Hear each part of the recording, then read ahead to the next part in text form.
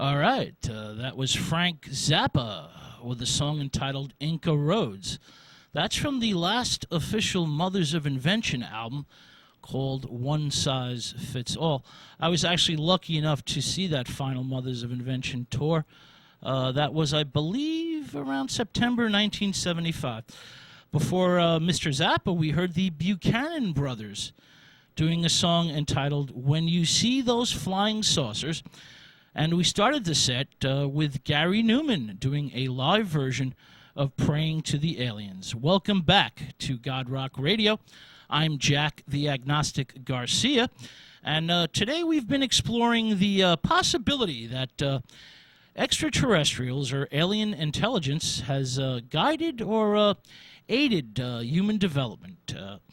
We started off examining some of the documented UFO sightings by some of the great minds of history. And now we're going to get into UFOs and sacred texts.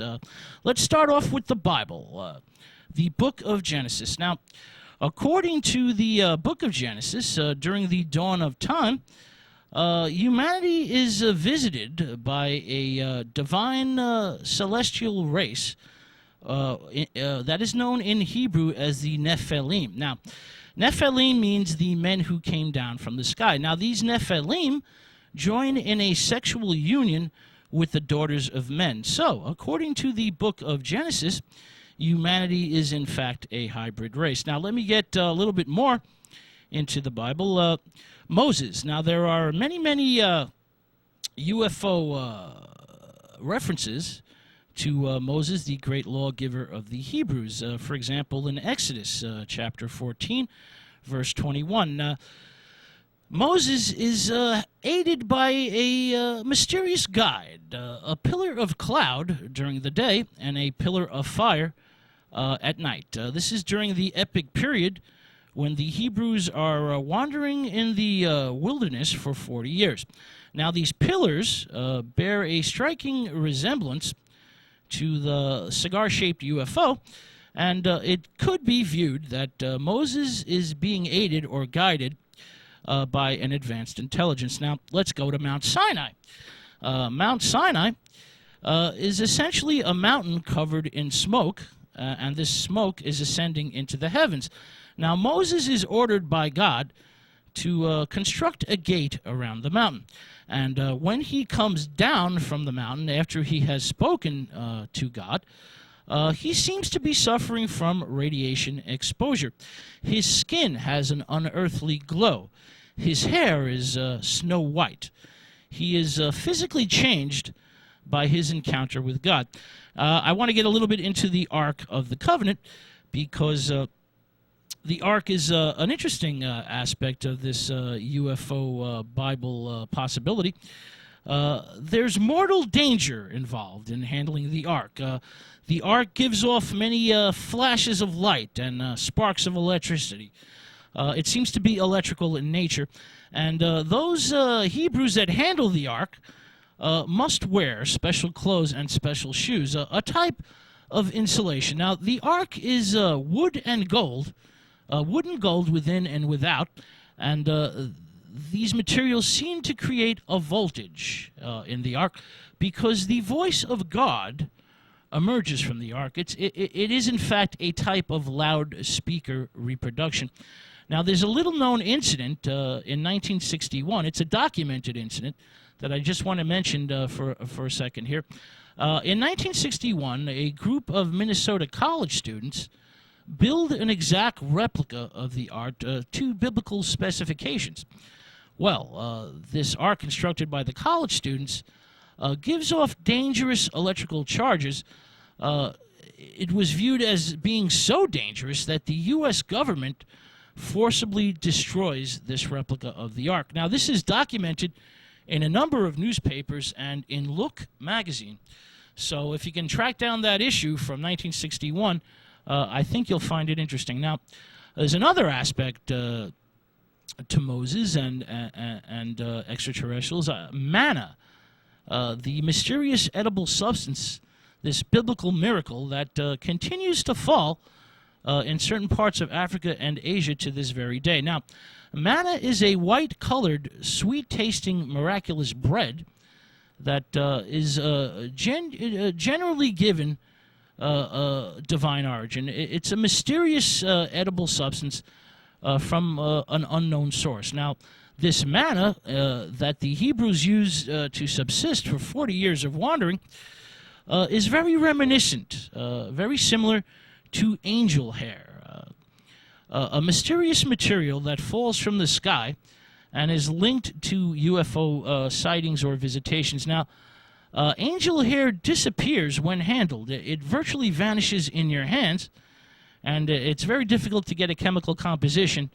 As far as I know, no one really knows what this stuff is made out of. It's also known as devil's jelly, star rot.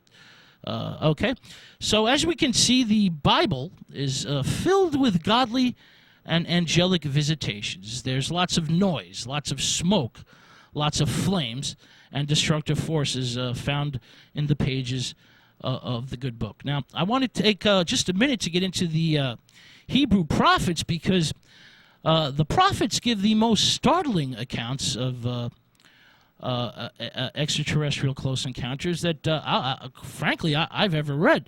Now, let's get into Ezekiel. Now, Ezekiel gives us highly detailed descriptions of fantastic flying machines. They're glittering, gleaming wheeled devices that are more high-tech than supernatural.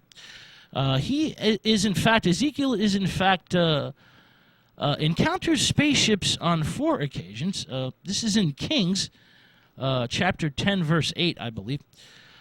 He gives descriptions of a mechanical device or mechanical devices that are under control by cherubs. This is essentially a flying chariot vision. It's sparkling topaz, wheels within wheels. Well, this famous description of a flying chariot inspires the NASA engineers in the 1960s.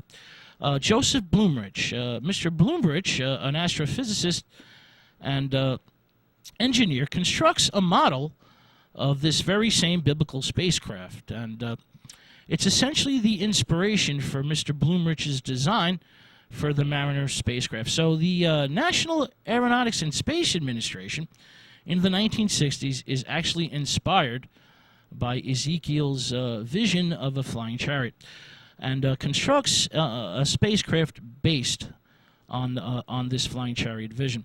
Let's get a little bit into Elijah. Now, Elijah is abducted by a strange airborne craft and crosses the River Jordan in a chariot of fire and is taken up to heaven in a whirlwind. This is a startling vision of a UFO encounter, one that is truly, truly amazing. I highly recommend that you check out Elijah's description. All right, now I want to get into Enoch, who is actually Noah's granddad. He has his own book, but he's barely mentioned in the Bible, but he has his own book in the Apocrypha, and he's taken up to the sky in a flaming chariot, a celestial chariot, and he becomes a type of apprentice to the angelic / ET beings. He gives their names, he gives their profession, and he makes the link between new ideas and new technology. He links human advancement to these celestial beings. So as you can see, the Hebrew prophets encounter celestial beings, perhaps extraterrestrials, on many, many occasions. Now, let's leave the Bible and get into the ancient epic poems of the Hindus. Now, these ancient Sanskrit poems that are at least 5,000 years old, perhaps much, much older, the Ramayana and the Bhagavad-gita, are essentially conflict in the distant past. On a cosmic scale, beings from other worlds, negative ETs, essentially invade Earth, and divine intervention by the goodly, godly powers is needed in order to save humanity. Now, these epic poems feature flying fortresses, aerial combat, doomsday devices, and many, many flying vehicles. Now, these flying vehicles are known as vimanas. These vimanas are made of metal, have portholes and domes. They're circular aircraft, and they're about 100 feet wide. They manage to hover motionless and at times have the movement of a butterfly and can be in two places at once.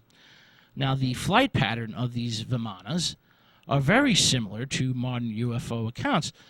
They have shafts of light. They feature laser beams that are blasting each other on a never-ending war that destroys entire cities in one sweep.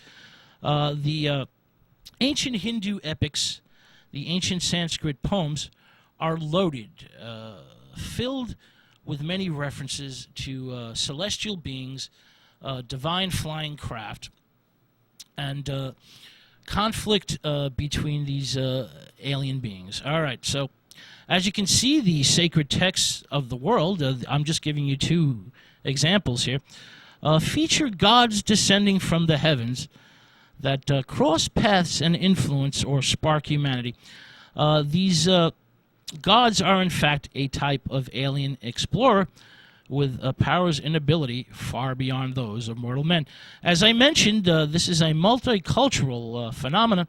The myths, legends, and tales, these ancient sacred texts, match modern technological and scientific evidence. So these ancient spiritual texts are evidence that anyone can read.